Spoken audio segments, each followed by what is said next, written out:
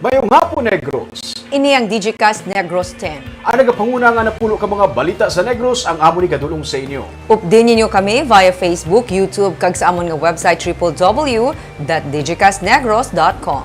Kag sarama kayo malantaw sa Kika Channel 11 sa Kabangkalan City, Himamaylan City, kag Banwasang Ilog. Kag yari na ang top 10 nga mga balita sa Negros subong adlaw.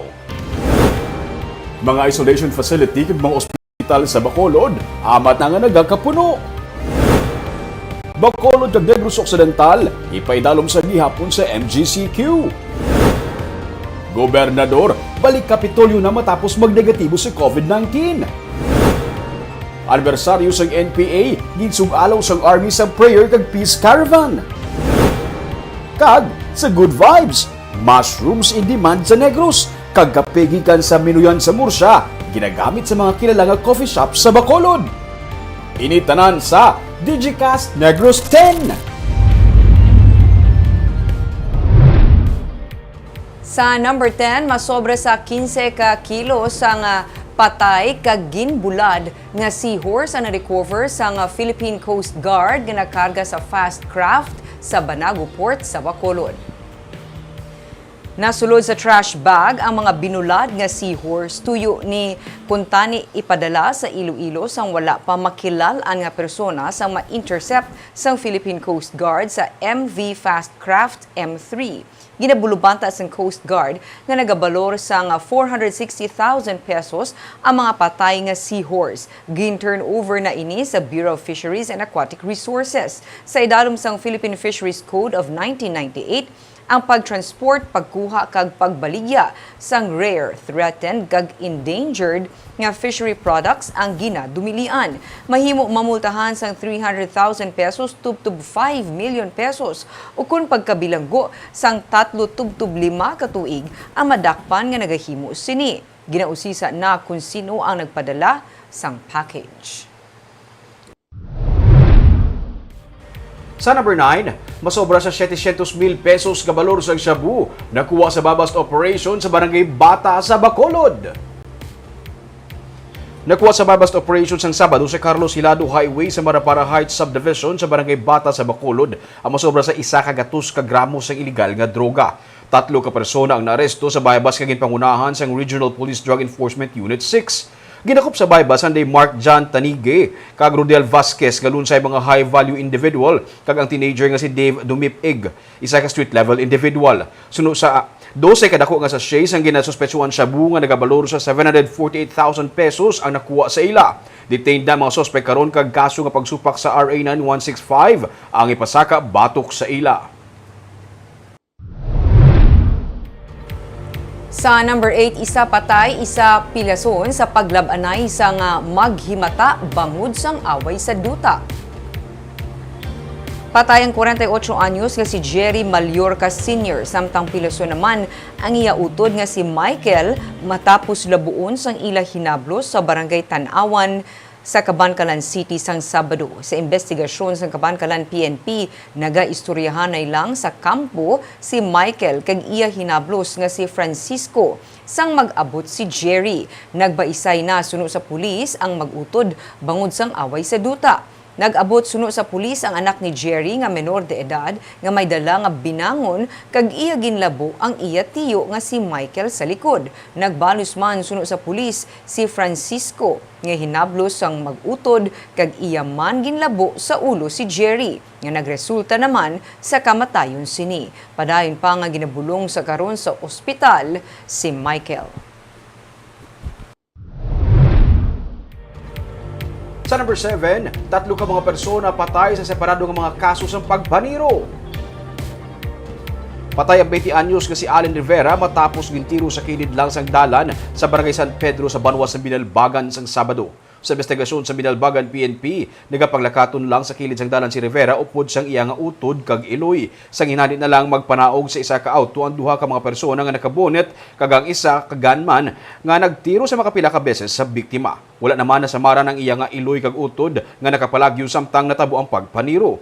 Ang mag-utod nga Rivera ang suno sa PNP bag-o lang nagwa sa Binalbagan District Jail sa kaso may kangtanan sa illegal nga droga. Ginpahayag naman ni Police Major Fernando Sumblingo, hepe ng Binalbagan PNP, nga ila pa ginahibalo kon bala miyembro sa Ipugon Robbery Group ang biktima bangod sa Ipugon man ang ila sini nga middle name. Samtang sa Biyernes, patay man ang 57 anyos nga si Jerely Pore matapos gintiro sa gwa lang sang ilang nga balay sa barangay Kaduwaan sa Cadiz City. 4 ka persona ang nagpadulong sa balay sa biktima nga galingon lang nagtiro sa iya. Ginibalo sa PNP kung ano ang motibo sa pagpatay sa biktima. Samtang sa Escalante City naman, patay sa masapuan sa guwa sang iya nga balay. Sa barangay Old Poblacion, ang 55 anyos nga si Honesto Escobar nga caretaker sa duta. Maigo sang bala ang guya sang biktima sang masapuan. 2 kalupok sang pusil ang nabatian sang iyang mga kaingod sang gabi antes masapuan si Escobar. Padayon pang investigasyon sang kapulisan kung sino ang may kahimuan sa krimen. Sa number 6 Peace Caravan, naging patigayon santo sa ika-52 nga anibersaryo sa New People's Army. Suno sa militar, ini nga adlaw ang ginakabig nga Day of Mourning, rason nga nagapanawagan sila sa nga pangamuyo para sa kalinong. Yaring report.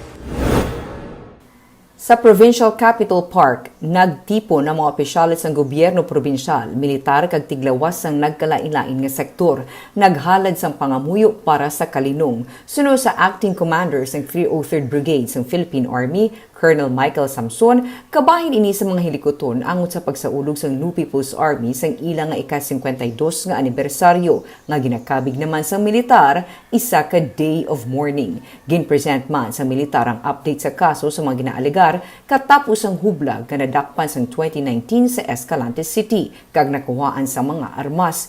Isa sa ginkasuhan nga si Aiza ang nagserbe nga witness sa kaso. Suno kay Samson, pamatuod ini sang pagpamahog nga ginadala sang hublag. As part of our call for peace or justice, we would like to put a face to the case presented, that the threat is real, that there is a witness that would bravely tell us all na may amuniga kalatabo. That kay mas imambal ka mo nga ginhimo-himo lang yung case nga natabo sa Escalante. Suno kay Fiscal Ranela de la Fuente, ang pagwa ni Aiza ginakabig nga breakthrough sa kaso, ilabi na nga isa sa pagpanghangkat nga ginaatubang sa mga kaso batok sa mga grupo nga ginakabig communist terrorist amo nga wala sa may luyag nga magwa bilang saksi nga posible man bangod sang kahadlok suno sa iya. Ang paggamit sang alias isa man sa mabudlay nga mapamatud-an kung wala sang mabakod nga saksi. The very purpose of this press conference is primarily to protect Aiza and her family. Because I must say to you that prosecuting cases involving communists is very, very hard to do because usually of the lack of witnesses. Handa ang gobyerno maghatag sang suporta para sa mga nagabalik sa sabak sang gobyerno. Those persons na gusto mabalik sa government, we are willing to assist them with livelihood and everything we can in support of the program of the national government, which is the ILCAC. Suno kay Samson, mga 30 tubtub 40 na lamang ang katapos ng NPA sa Northern kag Central Negros sa karon. Nakilala naman na napulo ka mga ginaaligar NPA nga napatay sa engkwentro sa Gihungan City sa naglikad nga semana. Ang nasamara nila nga kaupod nga nadakpan sa militar amo ang nagkilala sa iya. Ginpabulong naman sa militar ang nasamaran. Sa number 5, tutukod sa PNP sa ilang nga deployment karon nga Semana Santa o ang mga simbahan kag mga resort. Inisuno sa pamuno sa Negros Occidental PNP nga si Colonel Roby Palge nga nagsiling man nga ang PNP ang full alert sa karon ukon ang tanan nga puwersa on duty. Patag ni Palge, anibersaryo sang rebelding NPA rason nga ini ang isa man sa ilang nga ginabantayan. Hindi nila luyag nga makapamintaha ang rebelding grupo sa sitwasyon. Wala labot sini, hugot man ang PNP nga magabantay sa pagsunod sa health protocol, ilabi na nga may mga religious activities nga natala na angot sa Semana Santa. Abiso sa PNP sa publiko nga mag-aligmat kasubong man sa tanan nga tion, hindi magkalipatan ang paggamit ng face mask, face shield, ang physical distancing. Hindi magduwa-duwa ang PNP sa pagdakop sa violators ng health protocol. Yung mga deployment sa churches kasi pupunta sila sa simbahan. Pero with this, mga health protocols natin, sana naman hindi mag-violate yung mga taong bayan, sumunod sila sa health protocols para hindi naman mahirapan yung kapulisan na mag-ban sa kanila. We need cooperation sa mga taong bayan. Kung may mag-violate, manguhuli ba ang pulis?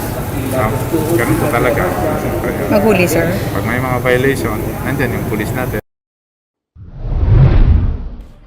Sa number 4, wala pa man makabaton sang show cause order, nagpadala na sang iya nga sabat sa Department of the Interior and Local Government si Mayor Melesio Yap sang Escalante City angot sa iya nga pagpabakuna kontra COVID-19. Sa interview sang media, suno kayap iya na nga ginpadala sa DILG ang iya nga sabat. Suno kayap iya nga ginsakripisyo ang iya nga kaugalingon para sa programa. Damlag pa ginsiling na niyap nga siya ang nagpabakuna sa COVID-19 matapos nga makitaan nga jutay lamang sa health workers ang gusto magpabakuna bangod sang pagpangduha-duha kag wala labo sini kinahanglan man nga maggamit ang mga bakuna. Yara si Yap sa listahan sang quick replacement list. May 5 ka iban pa nga elected officials nga nagpabakuna nga ginpangayuan sang paathag sang DILG. Sunod naman sa presidente isa ka gray area ang amo nga bagay. Samtang wala pa man maplastar ang mga plano angon sa politika para sa 2022 sa Escalante City. Suno kayap damlag pa iya na nasiling nga luyag niya na magretiro, pero sa karon sila nagahulat sang pagplastar kag kun ano ang mga desisyon sa mataas nga pumunuan sang partido. Sa number 3, balik na sa Kapitolyo si Negros Occidental Governor Eugenio Jose Lacson matapos magnegatibo sa COVID-19. Isa si Lacson, kaupod si Provincial Administrator Refrando Diaz sa mga nagtambong kainasang aga sa Prayer for Peace. Balik sa trabaho na sila kagliwat naman nga bukas ang ilang mga opisina. Nagnegatibo man sa virus si Provincial Health Officer Dr. Ernel Tumimbang kag 14 ka iban pa nga ginswab sang magpositibo sa virus ang pamuno sang Provincial Incident Management Team nga si Zephard Kailian kag 3 ka iban pa nga mga kaupod sini. Gin-lockdown sa Biyernes ang talatapan sang Governor's Office, Provincial Administrator's Office kag Disaster Risk Reduction Management Office para sa disinfection. Ginpatuman man sang Biyernes ang skeletal force sa Provincial Health Office. Sa number 2, magapabili ng Bacolod City kag Negros Occidental sa Modified General Community Quarantine sa bulan sang Abril. Ginpahibalo sang Interagency Task Force Against Emerging Infectious Diseases, Sanday Mayor Evelio Leonardia kag Governor Eugenio Jose Lacson nga mangin MGCQ sa gihapon ang status sang Bacolod kag Negros Occidental sa madason nga bulan. Ini sa tunga sang liwat nga pagsaka sa mga kaso ng COVID-19 sa syudad kag probinsya. Nagapahanumduman si Leonardia sa publiko nga hindi matuod ang impormasyon nga naglapta sa social media sa nagligid nga semana nga ipaidalom sa Enhanced Community Quarantine liwat ang Bacolod. Nagapanugyan ang alkalde sa pumuluyo nga likawan anay ang pagtambong sa mga pagtililipon kaupod ang iban nga mga tawo bangod sang pagsaka liwat sa mga kaso sa syudad. Whether we will retain that or not will depend on us because ang classification ng IATF will depend on our actual situation. So kung gusto naton nga sa gihapon mag-MGCQ, tingwahaan gid naton, magbinuligay kita nga para sa gihapon ang mga COVID cases sa Bacolod hindi magdamo. Kag sa numero 1 sa mga balita subong nga adlaw, amat-amat na nga nagakapuno sa karon ang mga isolation facility pati na mga hospital beds bangod sa pagkasaka sang kaso sa COVID-19 sa Bacolod City. Bacolod Emergency Operations Center nagapanawagan sa publiko nga likawan ani ang pagwa sa mga panimalay kung hindi man ang importante ang karatuan sini nga Semana Santa. May report si Marty Go. May 33 ka mga bag-o nga kaso sang COVID-19 sa Bacolod City kahapon. Ini ang pinakamataas humalin sang nagligad nga Nobyembre 8. 16 diri ang mga close contacts, 7 ang mga nurse, 1 ka doktor kag 1 ka admin staff sang ospital. Sumugod sang nagligad nga semana, makit-an ang amat-amat nga pagsaka sang mga kaso sa syudad kag kalabanan diri mga local cases. Suno kay Dr. Chris Orongon sang Bacolod Emergency Operations Center, nag-amat-amat na puno ang isolation facility sang syudad sa Barangay Alihis.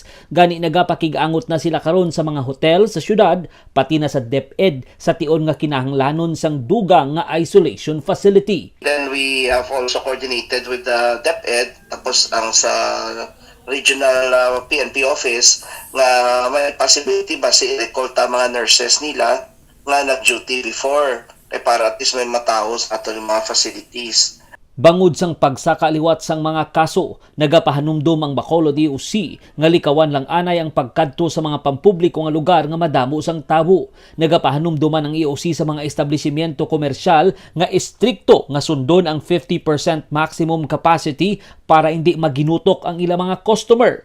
Na-notice sa mga kalan, wala na mga markers, wala na mga markings, sa lamisa, kung 4, 2 lang dapat kapungko, kung 8, 4, wala na sa mga X-marks na hindi pwede mapungkuan. Magkato ka sa mga malls, tamal ka puno, daw matyago, daw nagbalik kita sa Christmas sale, daw damo ganyan nagkato sa mga malls, hopefully, mga ganagan tayo na. Temporaryo karon nga ginsirad-an ang talatapan ni Bacolod Councilor Cindy Rojas matapos nga magpositibo sa virus ang isa niya ka staff.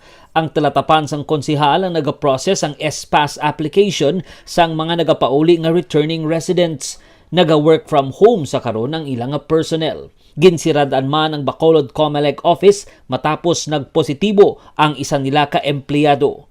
Martigo para sa Digicast Negros.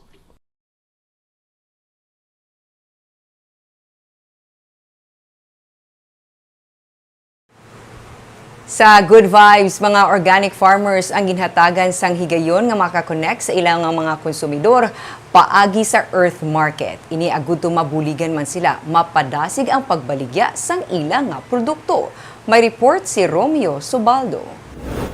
Mga prutas, utan, bugas, kararuton, kape, mushrooms, halos tanan nga sahay isang produkto sa nagkalain-lain nga mga individual kag Farmer Association ang gidisplay sang Sabado kag Domingo sa Maze Garden sa Barangay Pahanukoy sa Bacolod. Si Josie Joy Jimenez nga isa ka mushroom grower ang nag-display man sang ilang nga produkto. Mushroom chips, mushroom bagoong, fresh mushrooms, pati na ang fruiting bags sa mga luyag magsugod sang mushroom business ang ilaman nga gin-display.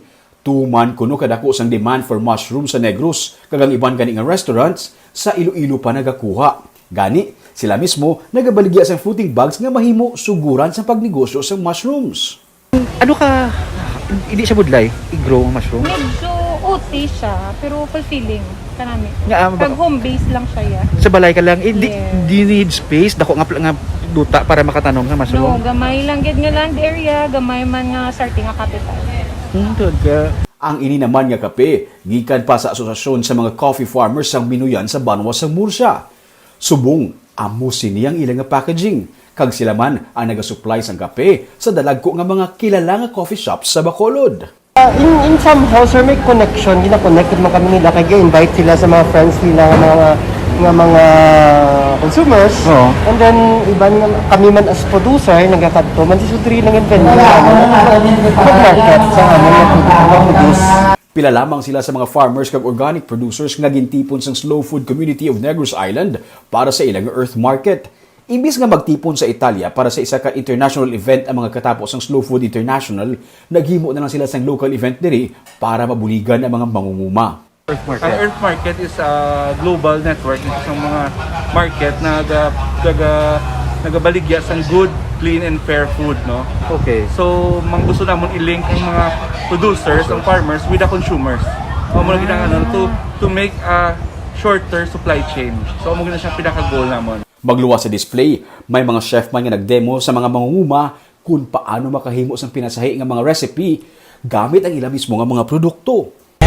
Wala po ginang namin good working sa ila ni Chin and the local farmers. Kay aside from sa makita mo bala nga sa supermarket, ka limited tapos kadto ka di ga imo nga knowledge ga expand gid ya. Bangod sa madamo ang nabuligan nga mga mangunguma, kag nalipay man ang mga konsumidor, plano sa karon sa mga organizers nga himuon ini nga monthly activity. Karami isang ilabala nga ginubra nga event bar, bali i-connect mo ning mga farmers nato, farmer associations man sa ila, sa mga consumers like mga restaurant owners, mga coffee shops. So na-connected sila. Ay, may damo man nagkadtuya nga inabalang mga Walk-ins. Walk-ins. Kadamo Barb, kami kan walk-ins pa kami to. Antang baka naman ka mo. Uming no, inang tsakto na, inang kay may aragid man market ang mga organic, ini nga mga produce. Ang iba naman yung nagapangita, sometimes may sila tendency nga hindi kabalo, kundi ingid bala, especially sa natabo now. At Correct. least ato may ara sang venue. For example, Barb, itong mushroom grower, kag interview ko, may isa ka chef, nga may isa ka restaurant, nagapangita siya sa mushrooms, all the while sa Iloilo pa siya nagabakal, kaya wala siya nakabalo nga may nag-grow diri sa mushrooms, nga sa Bacolod lang. So, pinaagi sa event, nag-connect sila. The mga small things lang, bala nga, ini nga mga bagay, pero dagko ang impact sa aton nga mga farmers, especially now nga may pandemic. Nabuligan sila baligya ang nagapangita sang balako na nahatagan sang higayon nga makita ang ilang Win-win ginapangita. situation. Kagamuyan itong mga balita sa Negros subong adlaw. Kay man sa panahon karon importante nga may ihibalo ka sa nagakatabo sa imo nga palibot. Pero dapat balanse kag eksakto ang mga impormasyon. Padayon kami nga magapangalagad sa Negrosanon. Ako si Barbara Mijares. Tubtub sa buwas ako naman si Romeo Subaldo, mayong hapon.